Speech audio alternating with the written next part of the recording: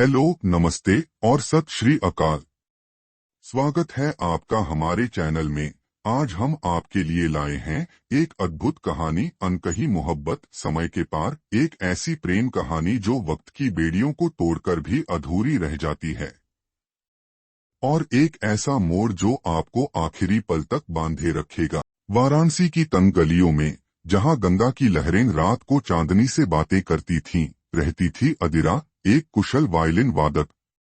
उसकी उंगलियों से निकलती धुनें जादू सा असर करती, मानो उसकी आत्मा की आवाज हो। लेकिन उसकी मुस्कान के पीछे एक अधूरापन छिपा था। हर रात अदिरा को एक अजनबी का सपना आता।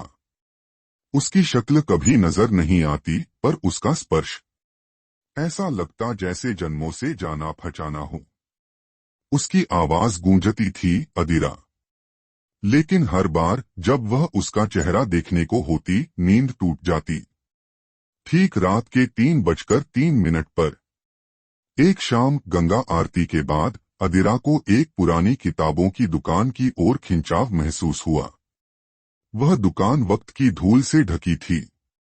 वहां एक पुरानी डायरी उसकी नजरों में आई, चमड़े में बंधी, जिस पर उसके ही नाम के अक्षर खुदे थे। दिल की धड़कनें तेज हो गईं जब उसने उसके पन्ने पलटे। 15 जून 1823, वह मुझे आज मिला। मेरी आत्मा ने उसे पहचान लिया, लेकिन किस्मत बेदर्द है। अदिरा का हाथ कांप उठा। यह उसकी ही लिखावट थी, लेकिन तारीख 200 साल पुरानी। कुछ खोज रही हो या किसी को? एक गहरी आवाज ने उसकी तंद्रा तोड़ी। अदिरा पलटी। रफाएल। उसकी गहरी ग्रे आंखें जैसे उसकी रूह तक देख रही थीं। वही चेहरा, वही एहसास, सपने वाला वही अजनबी। रफाएल कोई साधारण इंसान नहीं था। वह समय का कैदी था। 1823 में अदिरा और रफाएल की मोहब्बत ने कायनात को हिला दिया था। पर उनकी मोहब्बत से एक जलन से भरी जादूगरनी नाराज हो गई। तुम दोनों हर जन्म में मिलोगे, लेकिन तुम्हारा प्यार अधूरा ही रहेगा जब तक तुम इस श्राप को तोड़ न दो। अदिरा की आंखों में पिछले जन्मों की अधूरी कहानियां तैरने लगीं। उनकी आत्माएं हर जन्म में एक दूसरे को पहचानती, लेकिन किस्मत हर बार उन्हें अलग कर देती। इस बार सब कुछ अलग है, अदिरा, रफाएल ने उसकी उंगलियों को थामते हुए कहा। हमें ज्यादा वक्त नहीं है। श्राप सिर्फ सूर्य ग्रहण की रात को टूट सकता था, जो हर 200 साल में एक बार आता था। लेकिन कीमत बहुत बड़ी थी। श्राप तोड़ने के लिए किसी एक को अपनी आत्मा का बलिदान देना था, हमेशा के लिए गुमनामी में खो जाने का खतरा। जैसे जैसे सूर्य ग्रहण करीब आ रहा था, अदिरा और रफाएल का प्यार और गहरा होता गया। हर पल में जन्मों का डर था।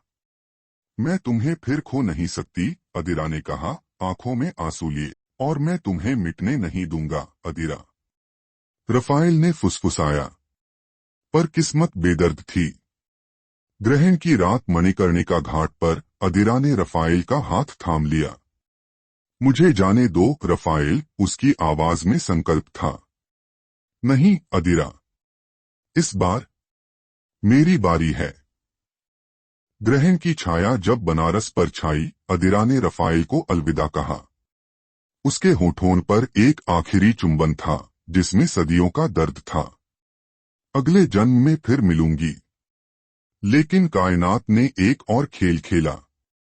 जैसे ही अदिरा की आत्मा मिटने लगी, तेज रोशनी ने दोनों को घेर लिया। श्राप की बेड़ियां टूट गईं। सच्चा प्यार बलिदान नहीं मांगता, एक रहस्यमयी आवाज गूंजी। जब रोशनी छंटी, रफाएल और अदिरा दोनों सामने खड़े थे। लेकिन इस बार श्राप टूट चुका था। सालों बाद उसी घाट के किनारे अदिरा ने वायलिन पर वही धुन छेड़ी, और रफाएल ने उसे प्यार से निहारा। इस बार वक्त उनके खिलाफ नहीं था। क्या अगले जन्म में भी मिलेंगे? अदिरा ने मुस्कुराते हुए पूछा। रफाइल ने झुककर उसके कानों में फुसफुसाया, अब अगले जन्म की जरूरत नहीं अदीरा। इस बार हमारे पास हमेशा के लिए है। लेकिन जैसे ही वे साथ चले, गंगा की लहरों में एक साया उभरा। श्राप पूरी तरह टूटा नहीं है।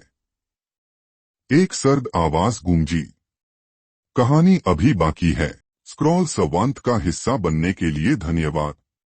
अगर ये कहानी आपके दिल को छू गई या आपको रोमांच से भर दिया तो लाइक करना न भूलें, सब्सक्राइब करें और घंटी दबाएं ताकि अगली कहानी की झलक सबसे पहले आप तक पहुंचे। कमेंट में अपनी राय जरूर बताएं, हमें आपके विचार सुनना बेहद पसंद है। बने रहिए हमारे साथ, क्योंकि स्क्रॉल संवाद की अगली कहानी आपको फिर एक नई दुनिया में ले जाने को तैयार है। मिलते हैं अगली कहानी के सफर में। तब तक अपना ख्याल रखिएगा।